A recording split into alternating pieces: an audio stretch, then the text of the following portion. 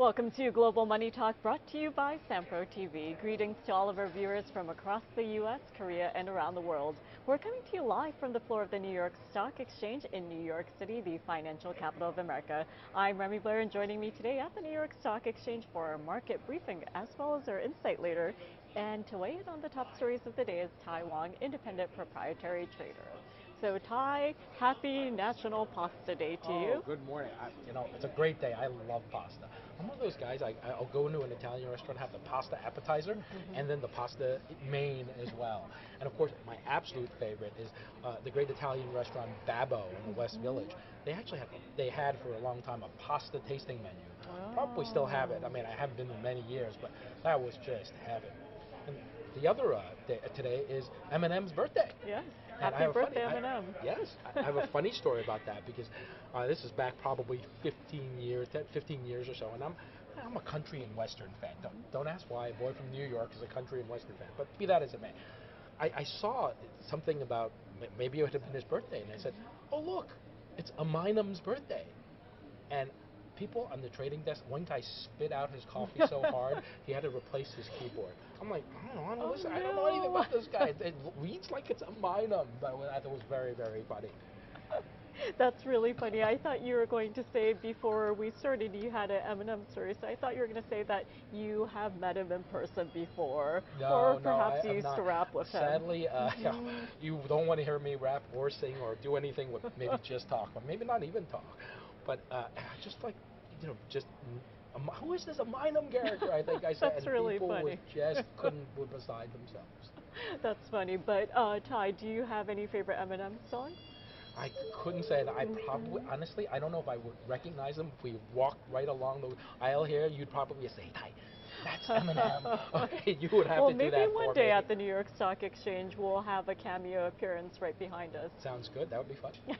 And while we are here at the New York Stock Exchange, we're talking about what's moving markets. Yes. So Dow, S&P 500 at new record highs, and the semiconductor space today getting a boost from Taiwan semiconductor shares, which are up by 13% in New York morning trade. We're seeing the Dow Industrials up by over 60 points, and the Nasdaq was earlier up by as much as 1%, but right now we're seeing the Nasdaq hold on to session gains up just 0.2%, and the S&P 500 index is in positive territory and it is nearly flat on the session now. But of course, we have a lot of economic data to go through. Retail sales coming in much better than expected ahead of the holiday shopping season, and we did see a slight pullback when it came to industrial production, but weekly jobless claims better than last week.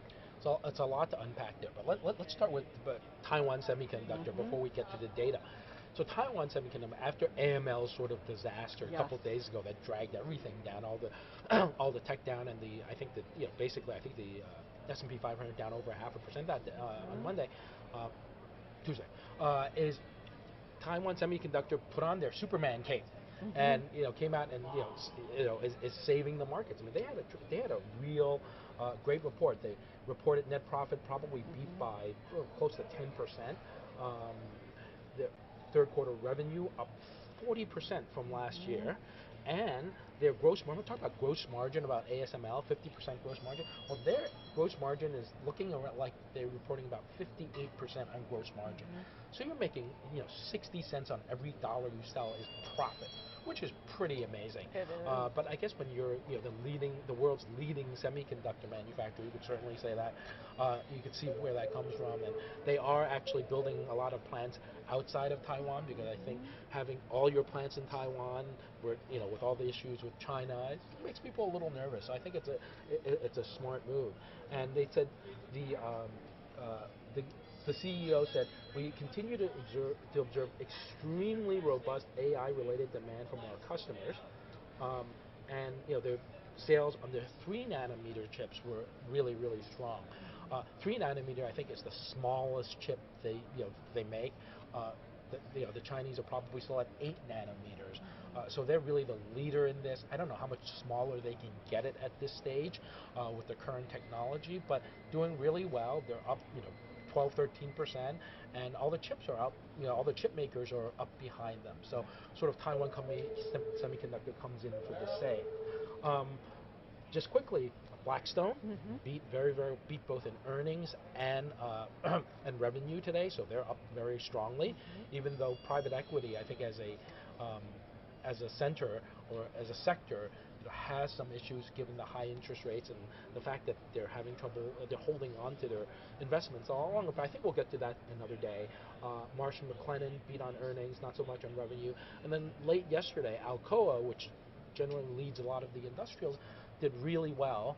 I think they were up something like 10% post-market. I haven't looked at them this morning, but alumina, which is sort of the precursor to their finished aluminum goods, up very, very strongly, and they have a commanding presence in that. So very good on Alcoa.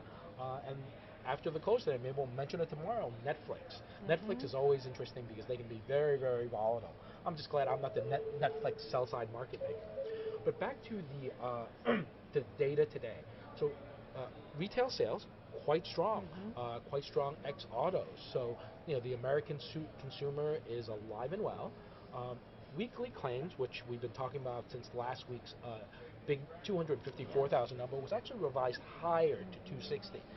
But this week's was only 241,000.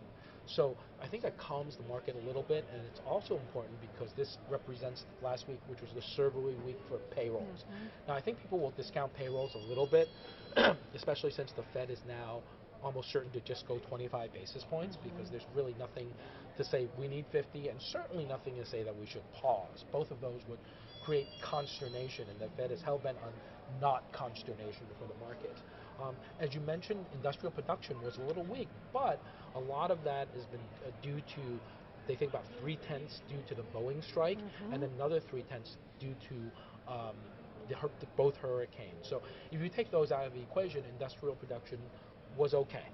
Employment, a little bit steady to a little soft, but overall the data's been strong, and the bond market, which has had a nice little rally this week, has given up some of its gains.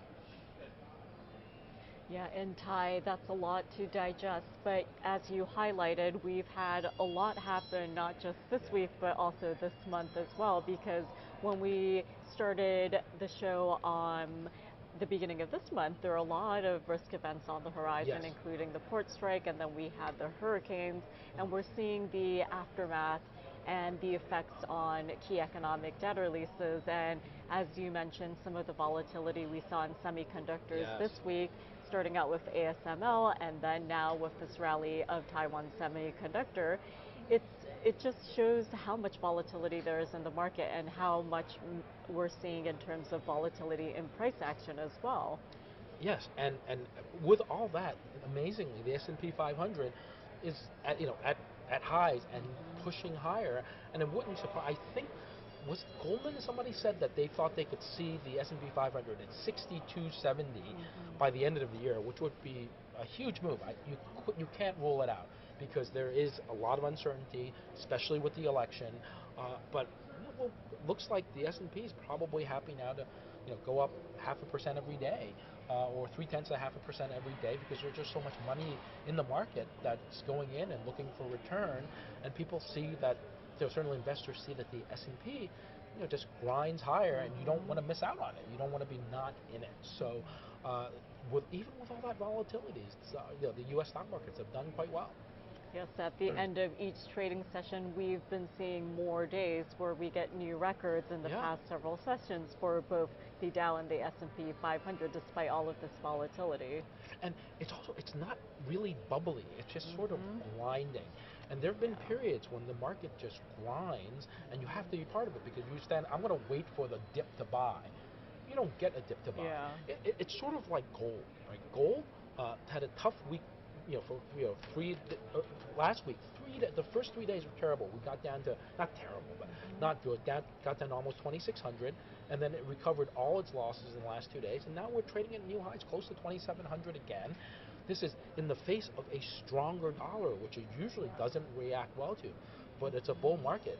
The dips are very shallow. So today it dipped on the stronger than expected data at 8:30, and came right back to print new highs once again. So it feels like there is certainly a fear of missing out might be legitimate in some of these markets. And it's very interesting because this morning coming in, despite the advance in the major equity averages, the Dow, Nasdaq, and S&P 500, we saw the 10-year yield higher again above that 4% level. So that is something we'll continue to keep our eyes on as we head into the end of this week. And you did remind me about the survey week for the non-farm payroll. So the jobs report here in the U.S. will be coming out on November 1st, that Friday ahead of Election Day and the Fed meeting the following week. So that'll be an interesting Friday as well as week to watch the beginning of November. We'll do maybe a final. Maybe we'll do it as well on Monday. A final look at the election as we go in. I think maybe we'll look tomorrow on tomorrow's show. We'll go through the where we stand, because I think we did that about a week and a half or 2 weeks ago. I think it's worth an update, given how really close it is. Even though the prediction markets seem to be heavily favoring Trump. I don't really trust the prediction markets in this. I don't think they really have that much of an edge. I do still think it's very close, especially with North Carolina. It looks like it's an absolute dead heat.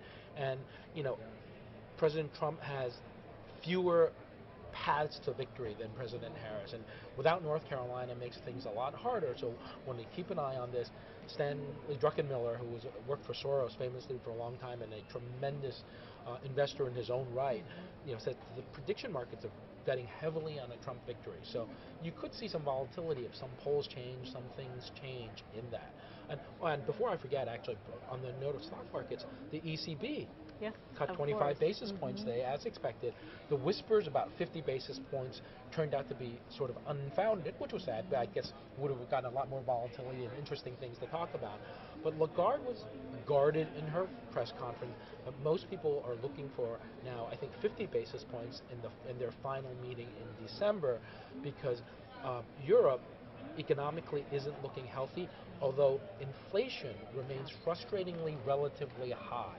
So I think they're going to try to make sure the economy doesn't fall, especially the big ones like Germany, which may be flat for the year in terms of economic growth, doesn't fall into a recession. But we'll keep our eyes on that, and we'll have some time now before their December meeting. And you just mentioned inflation in the Eurozone, and when we look at the different economies across the Eurozone, different nations have different inflation figures. Some might be lower than others and some concerningly high. So as a central bank, there are so many different moving parts to keep their eyes on compared to here in the U.S. You're exactly right. And in Europe especially, the ECB is 27 different countries, right? They're all, some people want higher rates, some people want lower rates, and that's your problem when you have a Eurozone of that many different countries, and some are high growth, some are low growth, some want low inflation, some want low interest rates, some want somewhat more sturdy interest rates. It's hard to gather those all together and have one monetary policy. So as a matter of fact, I think the Fed has it a little more easy than the ECB. Although sometimes Jay Powell may not really agree with that when he has a particularly some tough days. But it's hard to have one currency and one monetary policy in a continent as different as Europe. And speaking of differences, why don't we take a look at Stellantis? So they reported car deliveries in the previous session, and they saw that plumb 20% on U.S. woes. So given that this car maker is planning reportedly to shift its production of Ram vehicles over to our neighbor down south, what do you make of what's happening with this organization? So, I think Stellantis was the only company that was probably not too worried about the port strike. As a matter of fact, they probably wouldn't have been unhappy to see it go longer because they have so much inventory sitting on lots. They figure, if we have a big, long port strike, we can run down some of that inventory. Maybe the only people who are sort of maybe a little bit happy about that. But there's sort of that, this is pretty sensitive to the UAW because the Ram 1500 trucks, the pickup trucks, just like Ford, they're some of their biggest sellers and where they make most of their money. And I think when you see them expanding operations in Mexico, and this is where they're building another factory next door to one of their big ones, is if we're going to have this much labor unrest or labor issues or labor demands going forward, we want to have an option of saying we want to be competitive. They can build it in Mexico a lot cheaper than they can, than they can build it in the United States. So I think this is a reaction to the sort of quote unquote resurgence of labor and the unions during the very, very friendly Biden administration. It remains to be seen. I think a win by Vice President Harris will probably keep that trend going, but Trump is unlikely to be as friendly to labor unions. But what's interesting about Trump is he's saying if you sell cars that in the U.S. that were made in Mexico, I'm going to put massive tariffs on that. So in his way, he might force more factories to stay here, but they're going to be in right-to-work states like South Carolina and Alabama, and away from places like Michigan, where it's a lot harder for the costs are much higher for car makers to make their cars, and there's concern more about labor unrest. Where right-to-work states, they don't have to worry about that. Yeah, we continue to see this theme across industries when it comes to labor and how it's affecting the landscape, and especially when we're talking about unions, especially on the heels of what happened with Boeing. We've surprisingly entered month 2 now. Yes. Yeah. What's interesting is we were just talking a few minutes ago about how inflation remains sort of stubbornly high in Europe even as growth slows, and partly it's because the structure of the European Union is quite different than the U.S. Labor is much stronger, much more deeply ensconced in their entire sort of economic model, and it's really hard to fire people in Europe without the unions okay, without the government's okay. So it's a lot less flexible. And if you wanted to be unkind, you could say that the system there, the industrial system there, is more sclerotic in terms of less flexible. If you need to, you want to be very careful about hiring, and that's why European unemployment historically has been much higher than the U.S. because you can't it's much harder to fire. So you have to be very careful when you expand and when you hire, and when the economy turns against you, you don't really have the flexibility to lower prices or to trim operations. Boeing says, I'm going to cut 17,000 people, 10% of my workforce.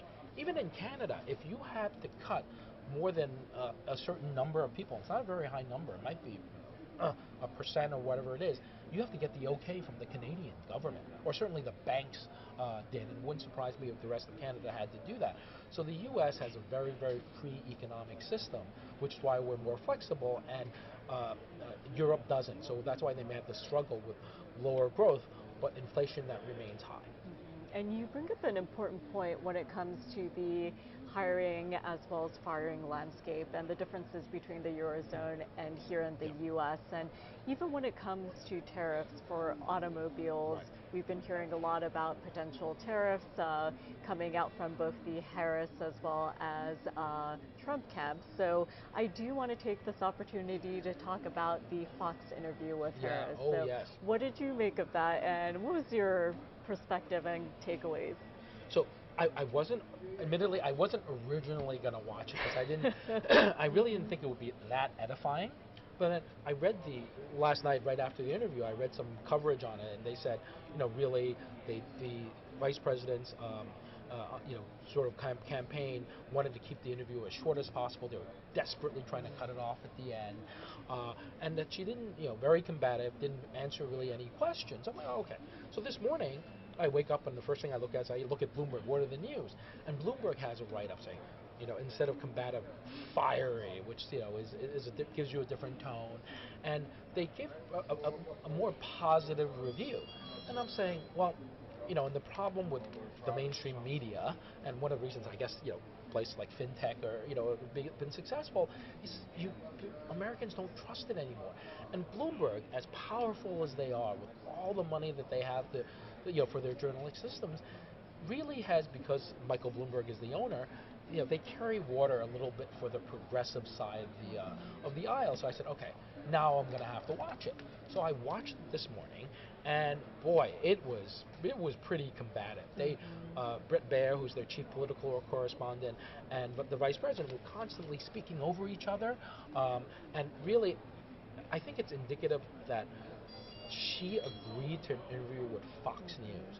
I don't think she'll do that again because they really, this is going into the jaws of sort of the enemy in a way, and they did a really good job about prepping shots and clips of her saying things and asking her, you said this, how do you say to that? And she basically wouldn't answer any of the hard questions. She came up with her talking. Everything was Trump is bad. Didn't answer any of the questions. She did manage to. She didn't hit any specific landmines. But boy, this was you got to give her chops for agreeing to this interview. And I think it suggests some concern in her camp that we may have to sort of get rid of this, move this narrative that you won't do any hard interviews, you won't do anything tough. Well, after last night, I don't think she'll do that again because it was pretty tough, and she simply there aren't too many good answers, to some of the hard questions. In part because honestly, she was the vice president, and the vice president has no say in virtually any of these things, but she can't go and say that. One of the toughest questions is, you said you saw the president every week, you met with him every week. When did you know that he was cognitively impaired? And she just skipped that one. Yeah. So again, shows how close this election will be. But the lesson there is, you can read about interviews, you can read about speeches, but sometimes if you really want to understand it, you have to watch it yourself. And it's very interesting because after interviews such as this, then there's a lot of commentary on social media and interesting clips, whether it's the actual clip from the interview or voiceovers, but it just speaks to how we have access to interviews such as this versus in the past it wasn't as readily accessible because you and I, we might have different perspectives when we actually sit down and watch the interview, but as you mentioned, Harris does have a very short campaign cycle, so people do want to hear from her, and she has been going on traditional media platforms as well as non-traditional platforms as well. Right, and she needs to sort of try to nudge the narrative her way a little bit. I think it's not lost in her camp that the prediction markets are turning a little bit against her, as well as the polls. Very, very close. Don't know where it's going to be. But I'm going to give her credit for actually appearing on that interview. It wasn't easy. Yeah, and speaking of different platforms, when we think about content, this evening we'll be getting results out from Netflix in terms of earnings, and that is something we'll keep our eyes on, as it is one of the big tech names that will kick off the big tech earnings season. We've heard from the big banks, and we've heard from Taiwan Semiconductor and the early unexpected release of the results from ASML. But what are your expectations for Netflix? Wow, I'm not a Netflix expert. I would say I watch it very closely because it kind of will help set the mood, because everybody knows Netflix. A lot of people have Netflix. More people have it now, since they crack down on the sharing of passwords, and it's a signal of, as you mentioned, how much more democratized things are. You can watch us on YouTube, and I hope you do, please, and subscribe and like what we do. But for the network, the network media, the networks, the only thing that people watch, sort of cable TV for now is really news and sports. Everything else you're getting from Netflix and Hulu and Apple TV. So we really democratize how we do things, how we can see content in this country, which I think is overall very good. The one drawback, though, is there is no single voice. You can't go and say, I'm going to turn on Walter Cronkite or Dan Rather before Dan Rather sort of went off the deep end a little bit. So that's tough. You have to make your own judgments. There isn't that single authoritative voice.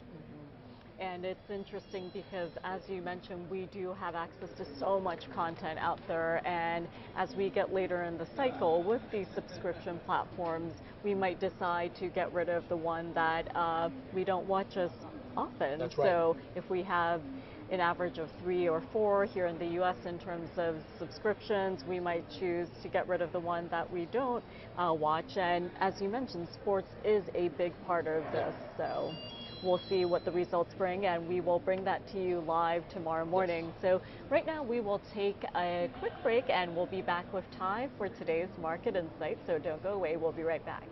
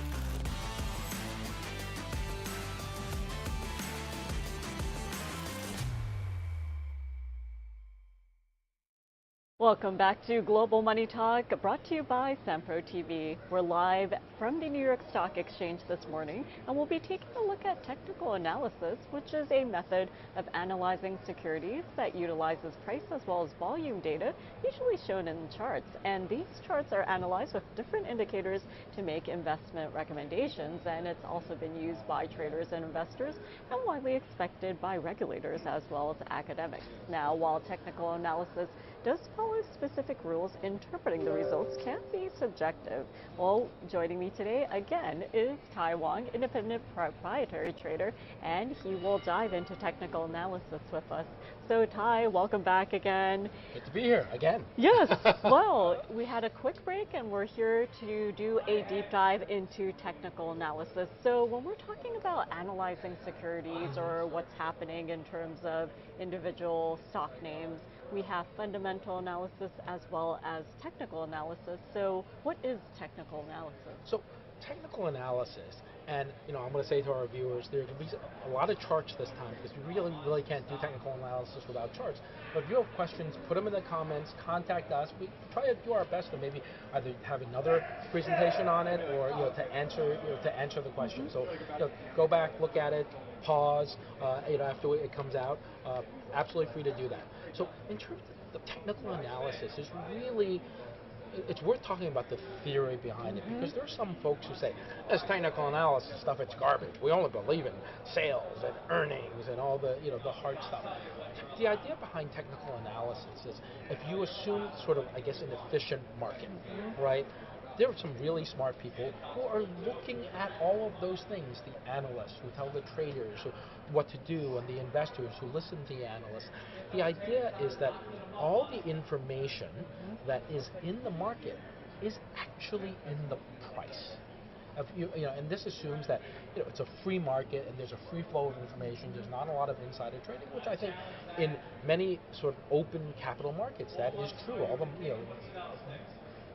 great bulk of the information is up there. So technical analysis is trying to basically look at a stock, commodity, an index, pretty much anything that trades based on its price movement and volume and momentum. And I remember the first time I saw this, back in 1991 when I started in the business, there were folks who would actually physically use graph paper and chart the movements of certain things. I remember one person, one trader, he traded. I want to say he traded Mark Spain, which was a Deutschmark Spanish peseta cross, which hasn't existed since 1999, right?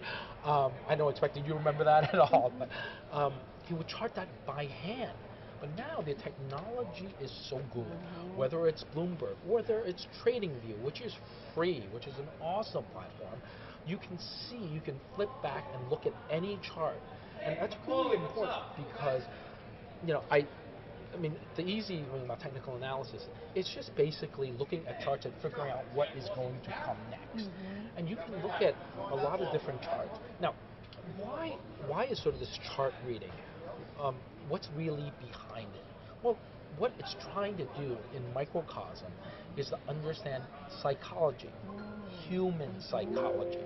So to understand what's behind technical analysis, it really is, what a story is it telling you? So let's go to graphic number 2, and is technical analysis legitimate? I think it's completely legitimate versus the fundamental analysis we talked about, or a random walk, which says things just sort of move randomly and they largely mean revert. Yep, that's true in a market that's sideways. But if you tried that mean reversion trade in S&P 500 or in gold, you'd have a real tough time this year.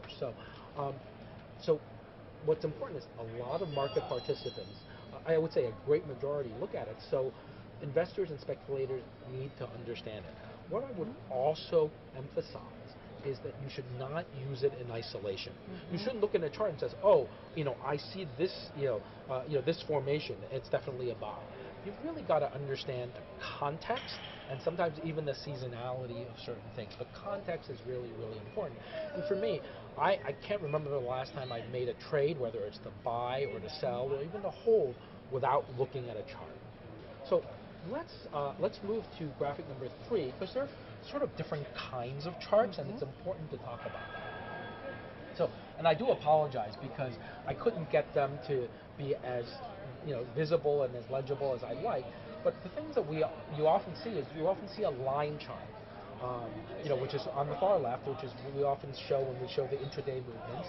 Then there's a bar chart. Again, I apologize, it's hard to see. And then there's a candle chart. So my view is you must always use candle charts. Line charts are useful when you're basically comparing something, 2 charts together, where there's too much noise when you use a candle. You can overlay line charts, and they're useful for comparisons. But otherwise, there's the story behind a line chart is like reading the abridged edition of a book. You don't really get, you sort of get the idea, but you don't really get how really good and how great it is. So let's move on to sort of the candle chart. So we'll spend a lot of time on that. If we could have graphic 4, please. So this is, these are candle charts, and it's a candlestick chart.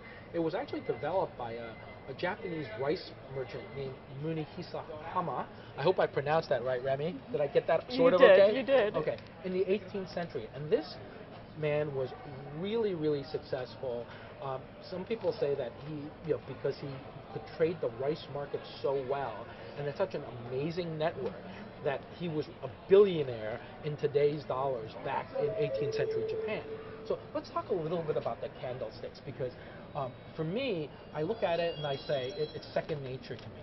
So the candles are important. That let's look at the left candle, which is, which signals an up day. The top of the candle is the high of the day. The bottom is the low of the day. The bottom of that body, where the green column is where it opened, and the top of that green column is where it closed. So as soon as I see that, I know what happened that day. I know the range. I know whether it closed near the highs or closed near the lows. Now, on the right-hand side, you're looking at the exact same candle, but it's a down candle. The only difference is at the top of the column, when it's red, means it opened there, and the bottom of the column is the close. Now, it may take you a little time to get used to that, but once you're used to it, and sometimes they do it, shadow, an empty candle versus a full candle, but red and green, if you're not sort of colorblind, is the best way to do it. Is instantly what happened with the candles, and this, I think, is understanding this is the arithmetic of technical analysis. Once you get this, you take a look and what's happened that day, what's happened that week. So moving on, let's go to slide 6, because one thing we talk about is what chart do I look at, right? And I think we need. Did I say? I'm sorry, number 5, if you can.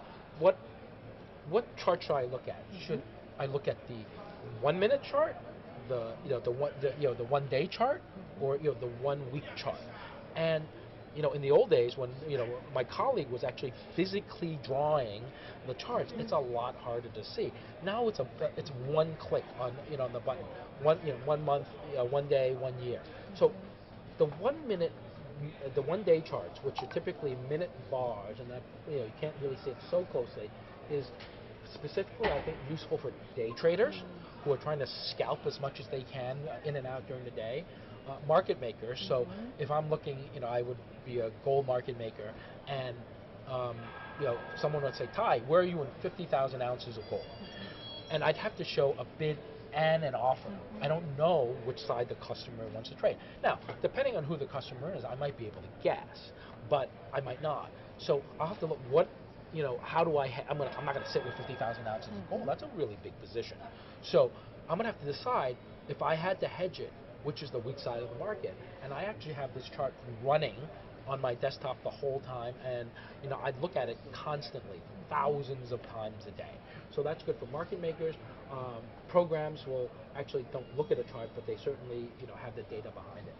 Now, for short to medium term traders, you want to look at the 1 year chart, which is each bar is a day, and it's a trading day, and that tells you what's happened over the past year.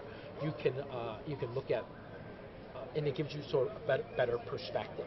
And on the note of perspective, on the right side of that is a 5-year chart, and they're the weekly bars, right? And it allows you to sort of step back, get better perspective. What has this thing done since the pandemic? And if you were really curious, you can actually go to 10 years or max and see what it's done for the last 30 years. But what's important is as an investor, you want to look at all of them. You want to see what the long-term trend is. That's the 5-10-year trend. What's happened so far this year, and then you can sort of decide if you're in it longer term and you like this. Really, probably isn't that important if you buy the bottom tick. Very often, if I decide I like something, I will just go to market with it. Buy at best, sell at best, because the last thing you want to do, if you have a great idea and the market is trading 98, 99 bid offer, just as an example, I like the stock, I'm going to bid at 98 and a half. Well, what if it goes 99, gets paid, and it keeps going, and you've missed it, right? The markets are so efficient now, thanks to places like Schwab, which basically charges no fee for trading. They're so efficient, the spreads are so tight. If you like it, just buy it. Don't mess around with buying an offer. That's for the programs. That's how they make their money. more power to them. They do that thousands of times to make a sliver on each trade. And as a matter of fact, why is it free for us? It's because then Senator Warren, I think she gets this because I think she's a real smart lady, but she has a platform she stands on. The Citadels of the world, the Virtus of the world, who do the market making, they will actually pay Schwab to send my order to them so they can make a tiny sliver, a penny or two. And they do it thousands, tens of thousands of times a day, and that's how they make their money. So it's great for us. What I'm saying is, if you like something or you don't like something, just go to market. Don't bid an offer. That's not the game that investors are really, I think, going to win at. I like to I mostly look at daily charts. The one thing I do look at the minute charts is when there's a piece of data out, and I don't want to wait like 3 or 4 seconds to see what the data was. Yeah. I just look at gold, and gold will tell me what the data was because the machines are so fast. Any thoughts? I've gone through a lot Tai, of I think stuff. you've given us a great overview in terms of the time frames, the type of charts that are out there, and you've given us a great history lesson as well when it comes to technical analysis, and I think you've addressed the question of legitimacy, because when it comes to any type of analysis, whether we're talking about technical or fundamental analysis, that's the question. How legitimate is it? How accurate is it? And how can we apply this as investors or retail traders out there? And I think when it comes to graph paper, that brings me back to childhood. And, that's very nostalgic when I come across graph paper in a stationery store, because it's akin to finding a compass or some instrument, whether it might be an abacus, because there are still parts of the world where people still actually have that instrument, the abacus, to do their simple accounting. My mother had one, and she used it, and she taught me how to use it. I still have it. She's gone a few years now. I don't think I remember it, but it really, it's an abacus. It's 60 years old, and she used it. She would calculate with it, calculate her paycheck, because she worked in a sewing factory, and how many pieces she made, and how many cents per piece that she made. So, but what's really important is it is legitimate, and even if you don't believe that it tells you much about psychology, and we'll get into that in the next couple of slides. A lot of people look at it. So if the world is looking at it, you need to know what the world is thinking. You also need to know when people write up and say, it's at a 50% retracement, or it's the top of a third wave. You can really get into the weeds in technical analysis, and people do. What we're here today is just to discuss it, to talk about some of the basic things. So for people who may not know it, you get a better sense, and you can do more exploration of your own. So let's move along to the next chart. This is chart 6, and here's what we're talking about. Candle patterns, and how, in my view, they tell a story. So on the left-hand side is sort of some of these examples, and they all have interesting names. And I think these names have been anglicized. I think originally, it was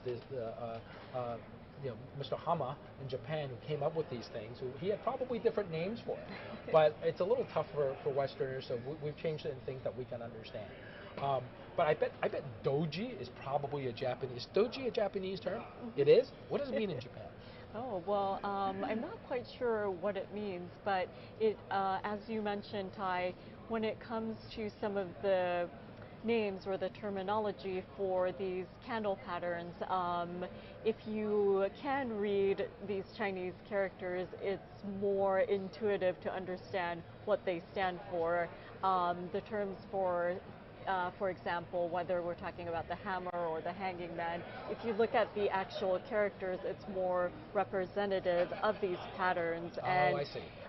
As you mentioned, Tai, when you look at these candlestick charts, I'm sure it's so intuitive that you don't even have to think about what it represents. And hopefully, if you can see red and green and you're not colorblind, for example, then the bearish versus bullish. So these candlesticks do represent different patterns.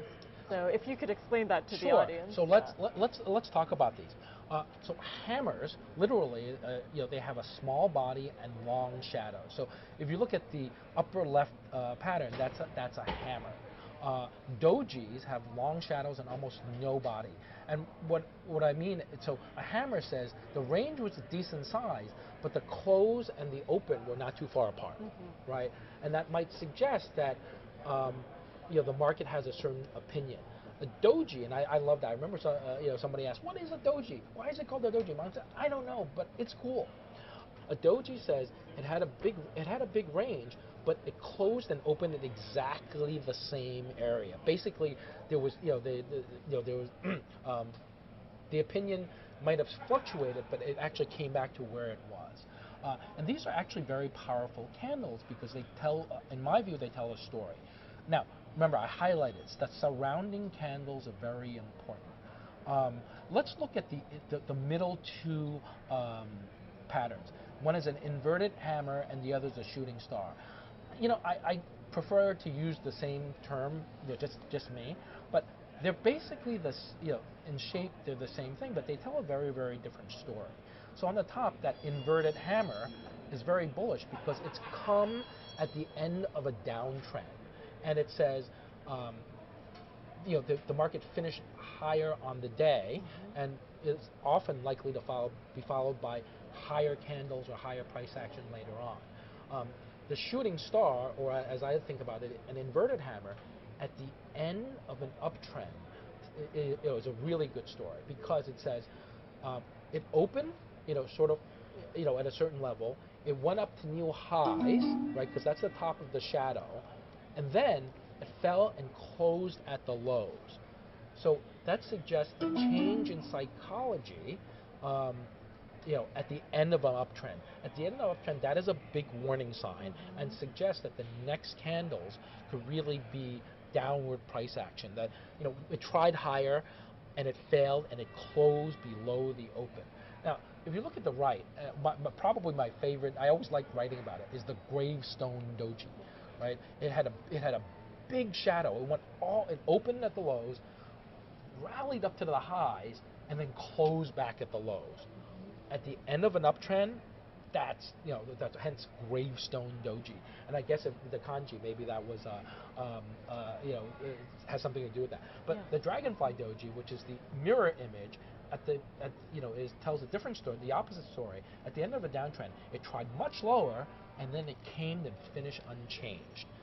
It goes directly to a mentality change, and it'll take a little while for you to get used to that, but once you get used to it, you can say, wow, that's an interesting story. Now, it is not infallible, right? It is not infallible, but it tells a story, and I think if you understand the story behind it, that's why technical analysis, for me, is fascinating and very, very interesting.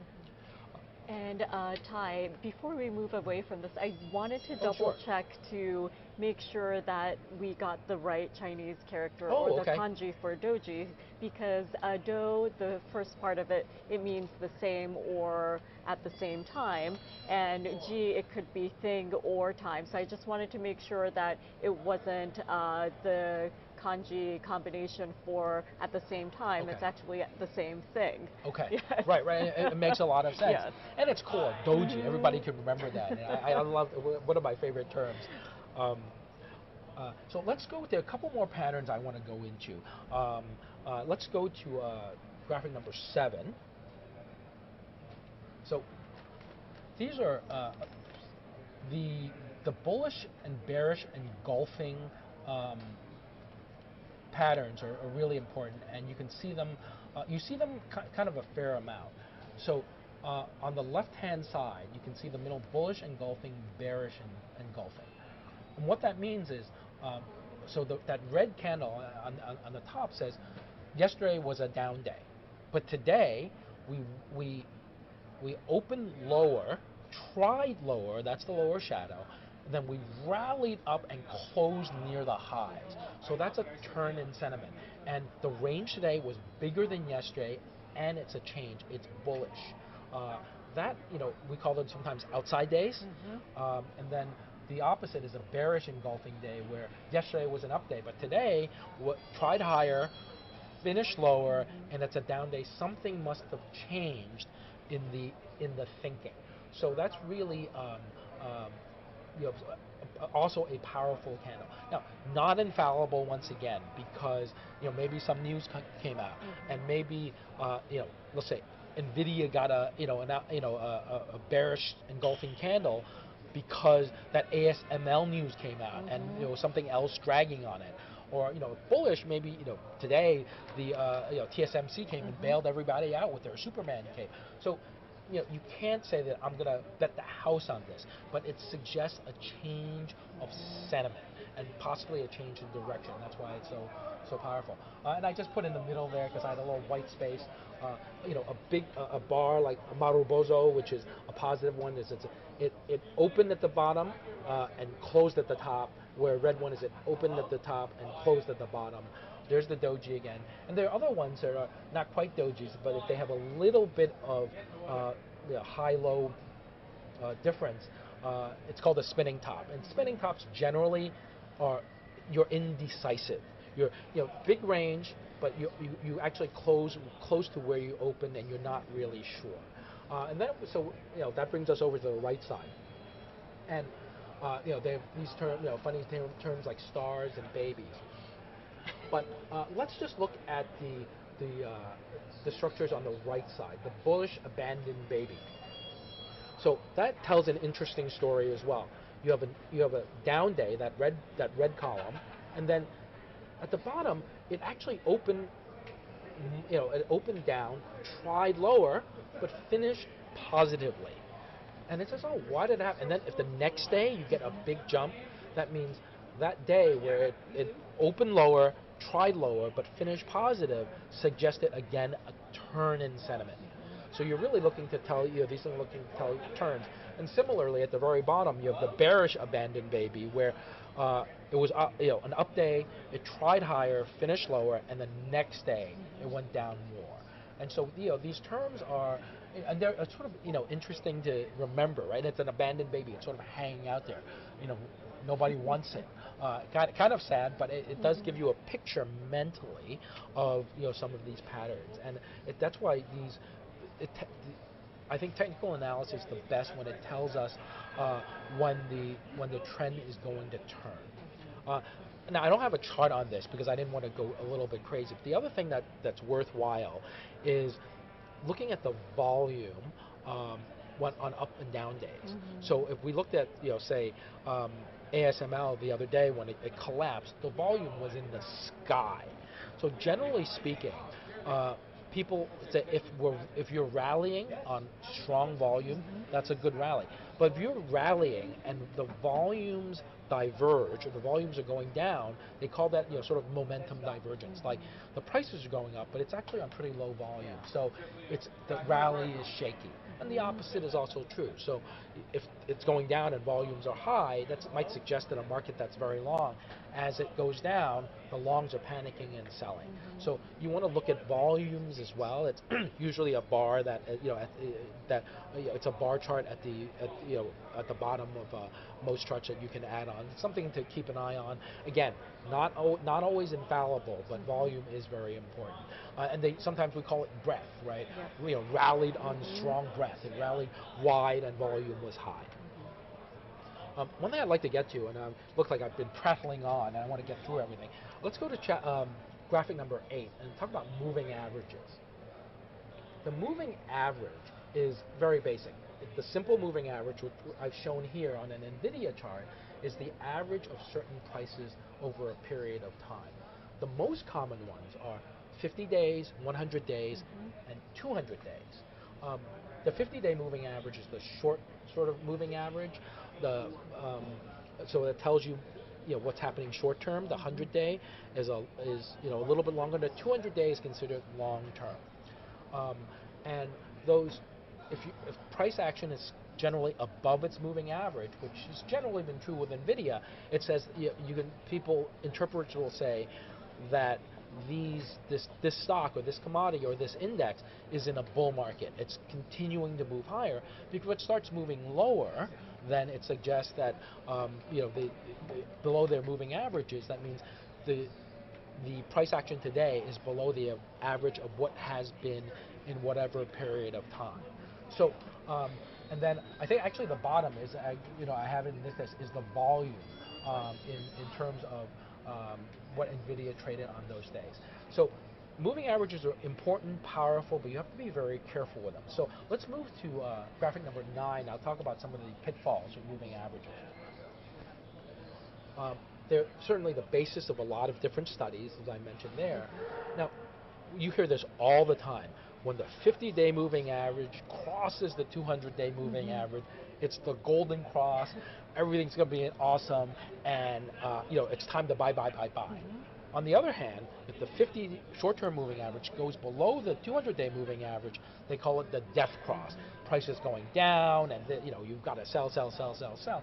Be really, really careful about that.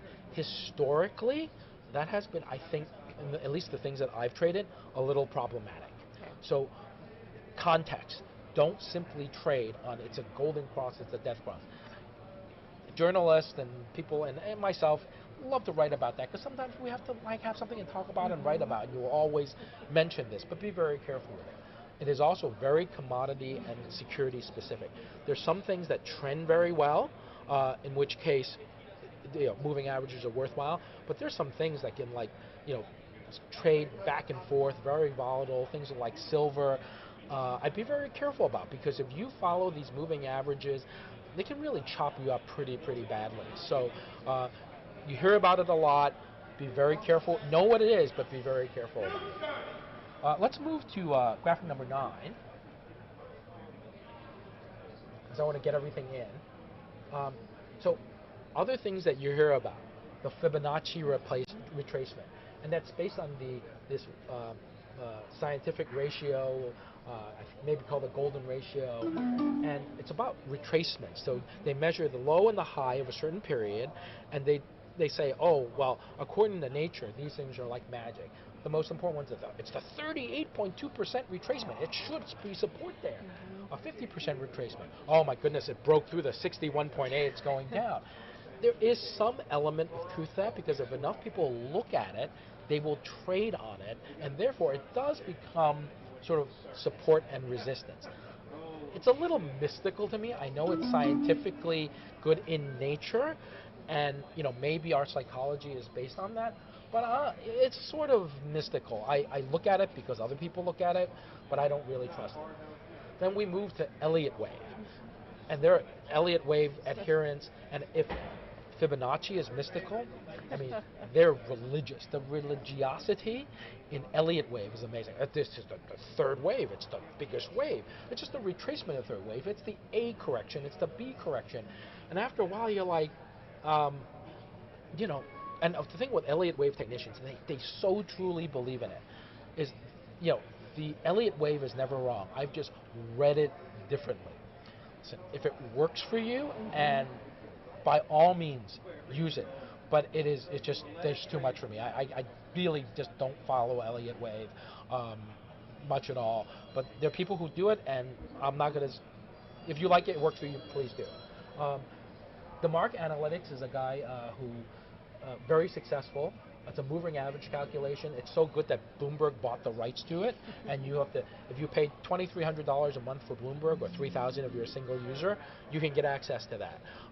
And it's based on momentum, whether it's buy or sell signals.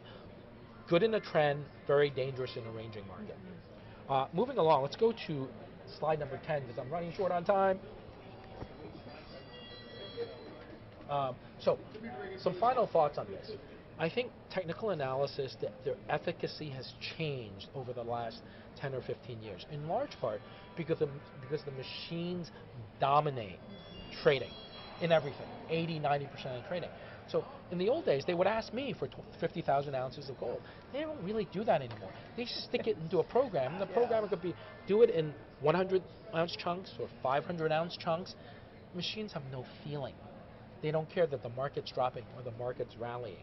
So at least in the short term, there's a lot less psychology and emotion involved.